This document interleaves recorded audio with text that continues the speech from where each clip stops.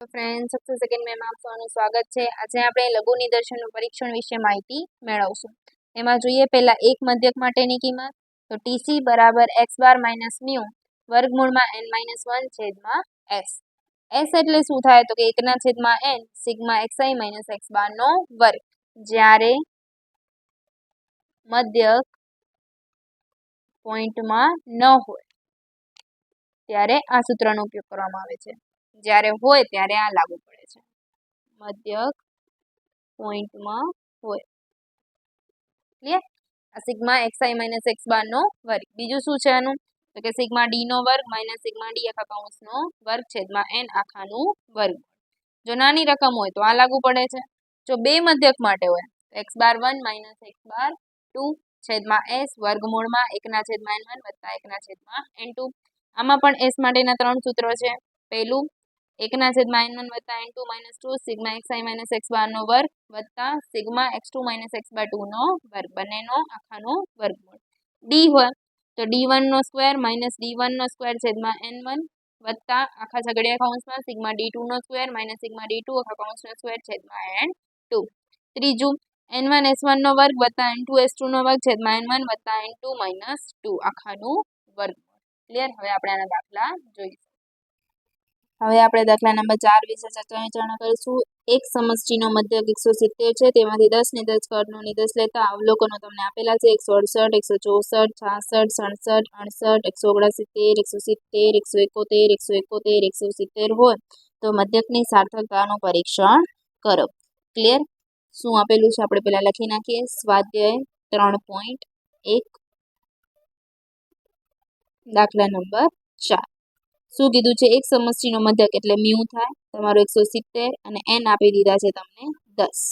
Clear. હવે xi આપેલા છે લખી નાખીએ આપણે લાઈન ટુ લાઈન જે આપેલા છે આપણને 10 આપેલા છે એને લખી નાખીએ।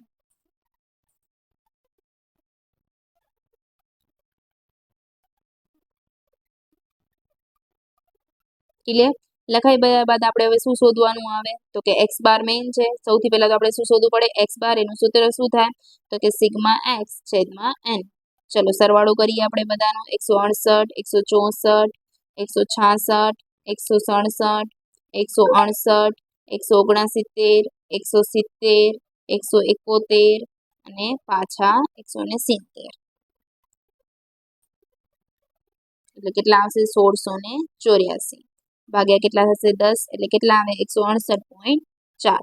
ક્લિયર। પોઈન્ટમાં છે એટલે આપણે કયા સૂત્રનો ઉપયોગ કરીશું આમાં તો કે d1 વાળા। તો કે d1 બરાબર શું થાય તો કે xi માઇનસ 168। ક્લિયર। કેમ કે આ માઇનસમાં છે ચલો કરીએ -4 પછી -2 -1 ત્યારબાદ 0 1 70 માંથી એટલે 2 3 3 અને 2।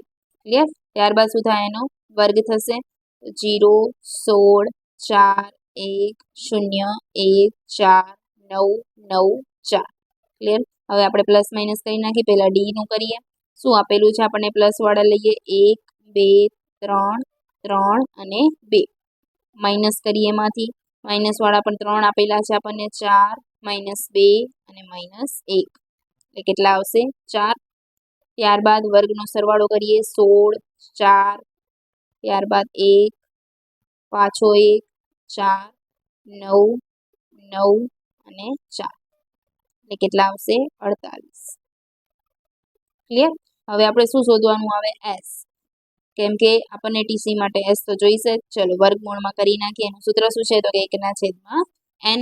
હવે d છે એટલે કે d વાળું સૂત્ર લાગશે સિગ્મા d નો સ્ક્વેર માઇનસ સિગ્મા d આખા કૌંસનો સ્ક્વેર છેદમાં n।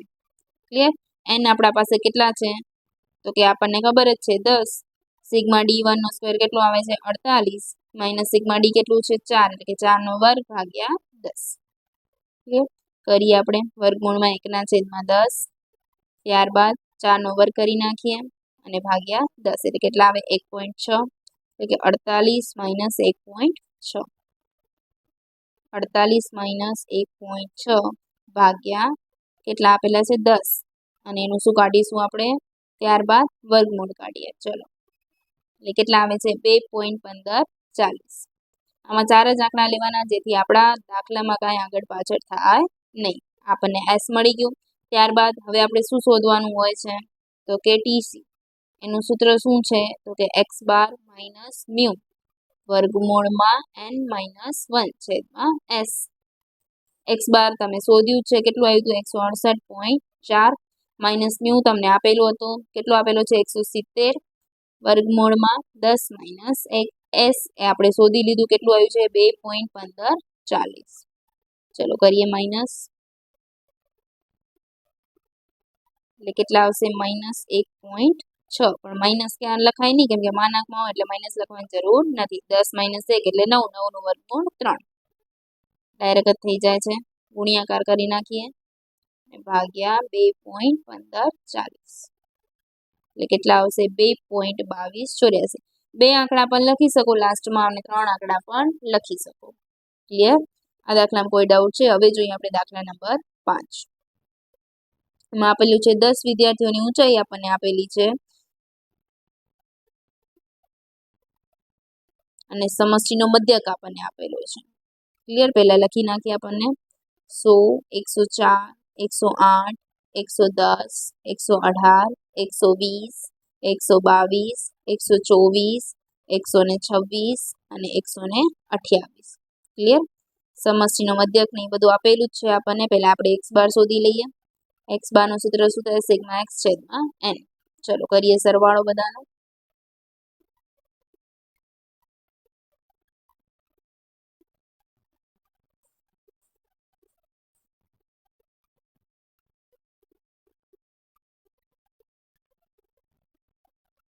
કેટલા આવે છે 1160 ભાગ્યા કેટલા કરશું 10 કેટલા આવશે 116। હવે પોઈન્ટ વગરનો દાખલો છે ઓમાં પોઈન્ટ વાળો હતો તો આમાં શું આવશે sigma xi minus x bar અને પછી sigma xi minus x bar નો વર્ગ। ક્લિયર? એક્સ બાર ની જગ્યાએ કેટલા આવશે 116 100 માઇનસ 116 એટલે -16। ત્યારબાદ કેટલા આવે તો કે -12 8 માઇનસ 16 100 તો ઉડી જાય એટલે ડાયરેક્ટ તમે કરી શકો એટલે કેટલા આવશે -6 પછી 2 20 માંથી 16 એટલે 4 ત્યારબાદ 22 માઇનસ 16 એટલે 6 24 માઇનસ 16 એટલે કે 8 26 માઇનસ 16 એટલે કે 10 અને 28 માઇનસ 16 એટલે કેટલા આવશે 12। ત્યારબાદ આપણે એના વર્ગ કરી નાખીએ 16 નો વર્ગ 256 કરી નાખીએ એક વખત ચેક તો બી 12 નો વર્ગ 144 8 નો 64 6 નો 36 2 નો 4 4 નો 16 6 નો 36 8 નો 64 10 નો 100 અને 12 નો 144। ચલો પ્લસ માઇનસ કરીએ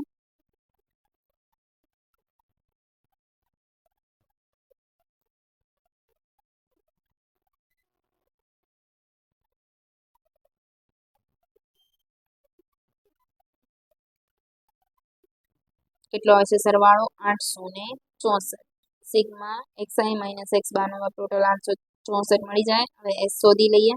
એસ નું સૂત્ર છે જ આપણા પાસે 1 ના છેદમાં n અને પછી શું આવશે sigma xi minus x bar નો વર્ગ। ક્લિયર? n આપણા પાસે છે 10 sigma xi minus x bar 864 કરી નાખી ભાગ્યા 10 ત્યારબાદ એનું શું થશે વર્ગમૂળ એટલે કેટલા આવે છે 9.2951। આપણે હવે ટીસી શોધી નાખીએ અહીંયા શોધી નાખું છું જગ્યા છે એટલા માટે। ચલો સૂત્ર લખી નાખીએ એક્સ બાર માઇનસ મ્યુ વર્ગમૂળમાં n માઇનસ 1 છેદમાં એસ। ચલો એક્સ બાર તમે શોધ્યું કેટલું આવ્યું 116 માઇનસ મ્યુ જે તમને દાખલામાં આપી દીધું છે સમષ્ટિનો મધ્યક એટલે મ્યુ થાય 110 n છે 10 માઇનસ 1 એસ તમે શોધી લીધું। ચલો કરીએ 16 માઇનસ 10 એટલે કેટલા આવશે 6 10 માઇનસ 1 એટલે 9 ને 9 નું વર્ગમૂળ 3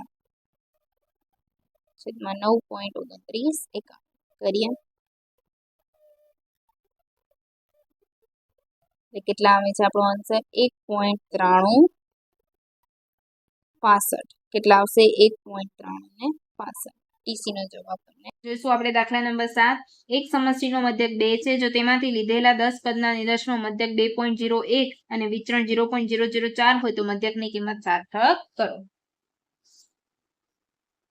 શું કીધું છે આપણે સમષ્ટિનો મધ્યક 2 એટલે શું થાય મ્યુ 10 પદ છે અને નિદર્શનો મધ્ય કે કેટલો કીધો છે 2.01 અને s નો વર્ગ આપેલો છે આપણને 0.004.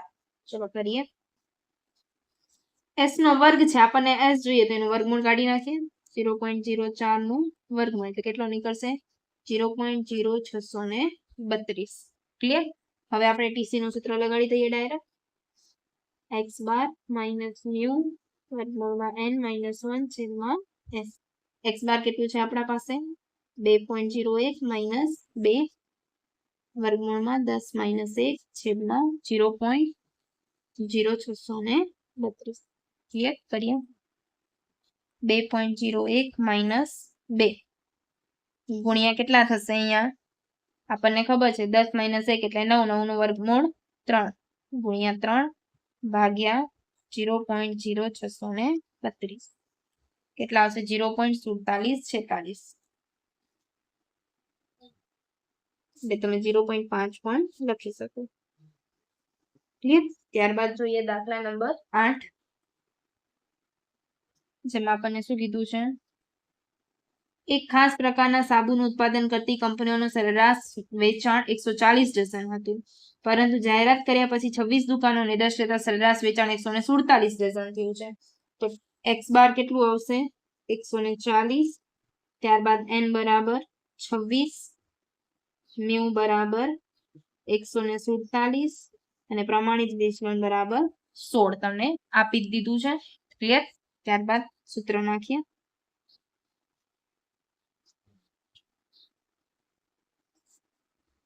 ચલો x બાર કેટલું છે 140 માઇનસ 147, 26 માઇનસ 1 છેદમાં 16 કેટલા આવશે 7 વર્ગમૂળમાં 25 છેદમાં 16 એટલે કે 7 વર્ગમૂળમાં 25 એટલે એનું શું થઈ જશે 5 છેદમાં 16 કરીએ 7 ગુણ્યા 5 ભાગ્યા 16 કેટલા આવશે 2.1875. 2.1875 તમે એને 2.19 પણ લખી શકો. બધા દાખલા આ જ ટાઈપમાં છે. Thank you. નેક્સ્ટ લેક્ચરમાં આપણે આના પછીના વિષય દાખલા ગણીશું.